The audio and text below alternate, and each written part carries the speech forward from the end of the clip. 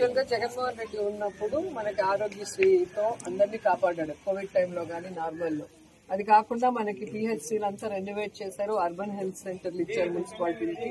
అలాగే మనకి నగిరిలో 100 bedded hospital with dialysis centre ఇచ్చారు. ఈ రోజు ఆరోగ్యశ్రీ తీసేశారు, హాస్పిటల్లో మందులు లేవు, ఇంజక్షన్లు లేవు, మనం వెళ్తే బయట కొనుక్కోరమ్మంటున్నారు. అండ్ ఈ రోజు జనాలకి హెల్త్ బాగాలేదు అంటే ఎక్కడికి పోయినా కూడా డబ్బులు డబ్బులు డబ్బులు. ఏమంటే గవర్నమెంట్ లో నీకు ఫ్రీ ఆఫ్ కాస్ట్ లో లేకపోతే ఇబ్బంది అవుతుంది. సో ముందు జగన్మోహన్ రెడ్డి తెచ్చిన వీళ్ళని పాడు చేయటమే కాకుండా ఈ రోజు ఆయన తెచ్చిన మెడికల్ కాలేజీలు కూడా పాడు చేస్తున్నారు. అంటే ప్రైవేట్ వాళ్ళకి ఇచ్చేస్తున్నారు బినామీలకి, అవినీతి డబ్బుల కోసం. సో రేపు ఏమవుతుందంటే మీ పిల్లలు డాక్టర్లు అవ్వాలంటే కోట్లు ఖర్చు పెట్టి ఫీజులు కాదు డొనేషన్లు కట్టి చేర్పించాలి. అలాగే మీరు ట్రీట్మెంట్ కనుక సూపర్ స్పెషాలిటీకి వెళ్తే హాస్పిటల్కి అటాచ్డ్ ఉన్న హాస్పిటల్ కి ఖచ్చితంగా మీరు డబ్బులు కట్టే వెళ్ళాలి. సో ఇది జగన్మోహన్ రెడ్డి 17 మెడికల్ కాలేజీలు పేదవాళ్ల కోసం ఫ్రీ ఆఫ్ కాస్ట్ లో వాళ్ళకి వైద్యాన్ని అందించాలి, పేదవాళ్లు కూడా డాక్టర్లు అవ్వాలన్న ఉద్దేశంతో.